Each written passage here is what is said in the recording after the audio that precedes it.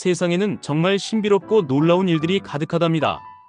인간의 상상력을 뛰어넘는 경이로운 생명체들의 이야기가 끊임없이 우리를 놀라게 하죠. 오늘은 여러분의 호기심을 자극할 자연계에 숨겨진 비밀들을 속속들이 파헤쳐 볼 예정입니다. 깜짝 놀랄 준비 단단히 하셔야 할 거예요. 가장 먼저 만나볼 친구들은 바로 귀엽고 사랑스러운 해달입니다. 해달은 바다 위에서 생활하기 때문에 잠을 잘 때도 물에 떠내려가지는 않을까 걱정하지 않을까요? 하지만 이 똑똑한 해달들은 아주 특별한 잠버릇을 가지고 있습니다. 혹시나 홀로 떠내려갈까 염려되어 잠을 잘 때면 서로의 앞발을 꼭 잡고 잔답니다.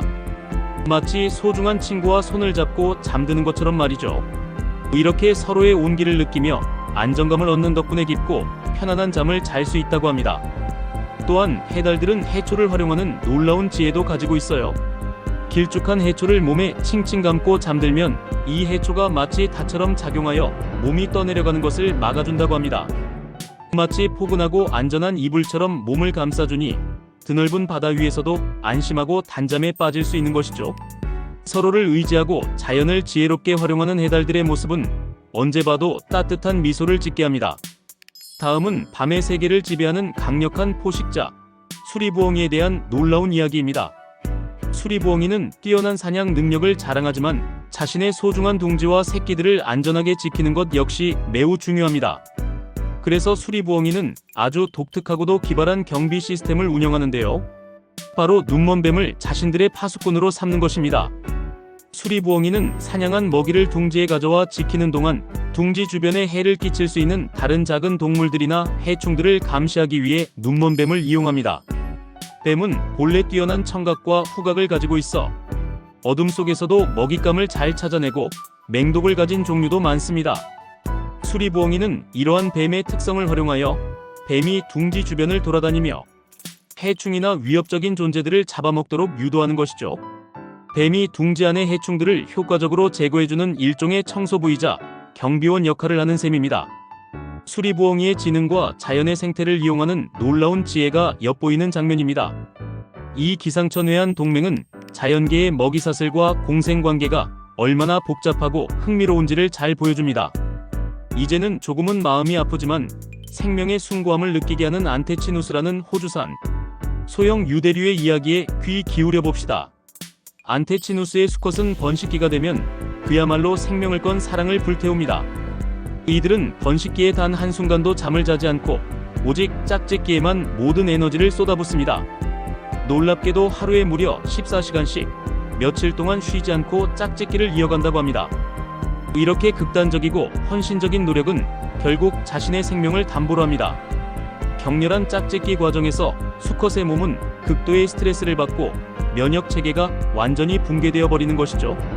결국 번식기가 절정에 달하고 나면 수컷 안테치누스들은 하나둘씩 쓰러져 죽음을 맞이하게 됩니다. 마치 새 생명을 세상에 남기기 위한 마지막 불꽃처럼 말입니다. 이들의 짧지만 강렬한 삶은 생명의 연속성을 위한 자연의 냉혹하지만 경이로운 섭리를 보여줍니다. 오직 다음 세대를 위한 헌신으로 자신의 모든 것을 불태우는 안테치누스 수컷들의 모습은 많은 생각을 하게 만듭니다. 다음은 우리에게 귀엽고 사랑스러운 이미지로 잘 알려진 코알라에 대한 아주 특별한 사실입니다. 코알라는 주로 유칼립투스 잎을 먹고 사는데요. 이 유칼립투스 잎은 사실 사람을 포함한 대부분의 동물에게는 매우 강한 독성을 지니고 있습니다. 하지만 코알라는 놀랍게도 이 유칼립투스 잎의 독성을 해독하고 영양분으로 소화할 수 있는 특별한 효소를 가지고 있습니다. 그런데 여기서 더 흥미로운 점은 갓 태어난 아기 코알라는 이 중요한 소화 효소를 아직 가지고 있지 않다는 것입니다. 그렇다면 어린 코알라는 어떻게 유칼립투스 잎을 먹고 성장할 수 있을까요? 그 비밀은 바로 엄마 코알라의 대변에 있습니다. 아기 코알라는 태어나서 얼마 동안은 엄마 코알라가 배설한 똥을 먹으며 자랍니다. 이 과정에서 엄마 코알라의 장에 살고 있던 유익한 박테리아와 소화 효소가 아기 코알라의 장으로 옮겨져 유칼립투스 잎을 소화시키는 능력을 점차 키워나가게 되는 것이죠.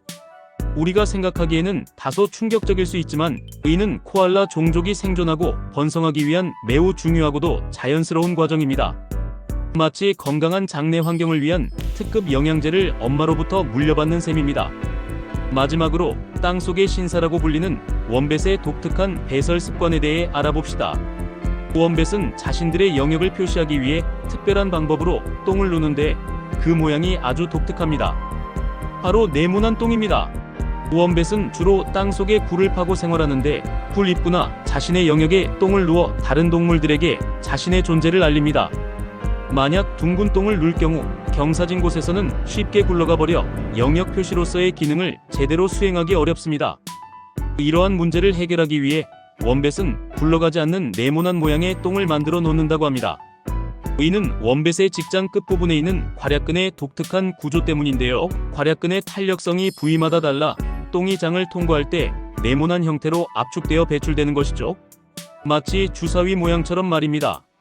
원뱃의 이러한 생존 전략은 주변 환경과 자신의 신체적 특징을 최대한 활용하는 자연의 놀라운 적응력을 보여주는 대표적인 사례입니다. 원뱃의 똑똑하고도 신기한 네모 똥 이야기, 정말 흥미롭지 않나요?